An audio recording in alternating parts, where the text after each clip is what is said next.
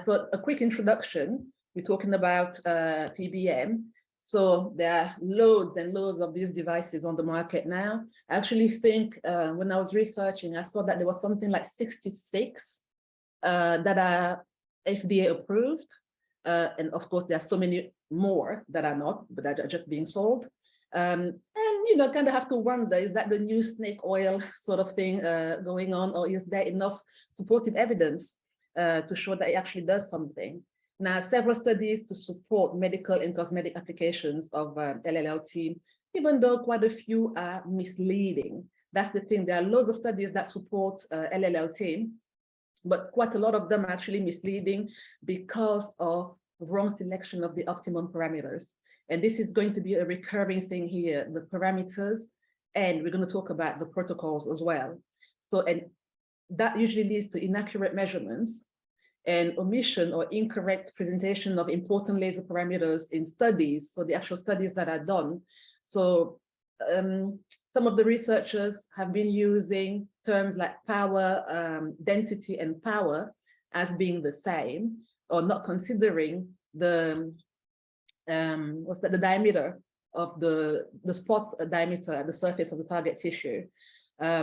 So of course, that's going to lead to the wrong results. And several different teams have done similar studies and found different results because their parameters were not quite right. Now, the mechanisms of action are still not fully elucidated, especially concerning hair regrowth. We know quite a lot now, but still not with 100% certainty. But we have a few working theories depending on the type of hair loss. Now, this is, I put this here, it's a quote. You're going to see that all my quotes are in green and italics like that. Yeah, several trichology clinics offer treatment at exorbitant rates, and hence the practicing dermatologist needs to be aware of the modality. I thought that was quite interesting because I know it to be true. So, and this is from a study as well. Oh, where you see the numbers is at the references. I have a whole list of references at the end, which I'll flash on screen in case you want to have a look at them. So, and this is true, but it motivates us to actually understand what the treatment or how this works.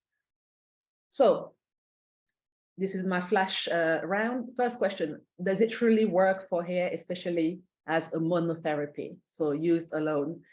This is based on the studies, because I've read, I would say, over 100 papers on this. And I think that some of these commercial devices can be a great adjuvant therapy, so like a good booster in combination with other therapies. As a monotherapy, I have my doubts, especially for severe cases. And then again, it depends on the type of hair loss. So we can't just say, oh, well, it worked for her, so it's going to work for me, when we have two different hair loss types.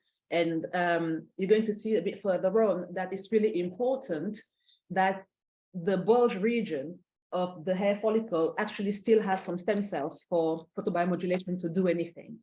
And I'm going to explain why. So in case some of you don't remember, so where the erector pili muscle inserts into the hair follicle, that is where the bulge is found. And that is the niche of stem cells for hair. It's actually a hypoxic niche, as most niches for stem cells are, so low in oxygen levels, because stem cells are trying not to die. So if there is too much cellular respiration going on, then there will be a lot of reactive oxygen species that will be created as well, that will lead to oxidative stress that can lead to cell death. So, but I said that now because we're going to keep going back to that.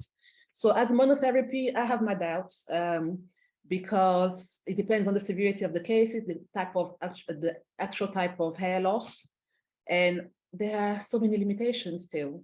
And this is the main part, lack of standardized protocol. Everybody's just doing whatever they want to do. Every company that comes out with a device just says pretty much whatever they want to say. Although lots of studies are done for different brands, but they're usually done by the manufacturer. So there is a bias there. So, I mean, Hair Max, for example, is one of those big companies, and it was the first one actually to be FDA approved, or their device to be FDA approved. I think it was back in 2000, I've got it somewhere here, back in 2007 for androgenetic alopecia in males. And then later on, 2011, 2011 for female pattern hair loss. So they have a few clinical studies that they did, but yeah, they're the manufacturer as well. So, too much variability in the devices and parameters used in trials too, by different teams of scientists. Not many trials are done on skin types above Fitzpatrick 4, and hair texture and hair follicle shapes as well vary. So those could be important factors to take into consideration. So I'm not sure how this would work on my Afro hair as opposed to on straight, fine blonde hair. So there's that to take into consideration. All we know is what the companies declare. So usually just the wavelengths and whether they're using LEDs or lasers. A lot of them like to say medical grade lasers. And sometimes the output, the power output is also disclosed instead of the power density, which is one of the more important parameters here. So that's the irradiance in this case.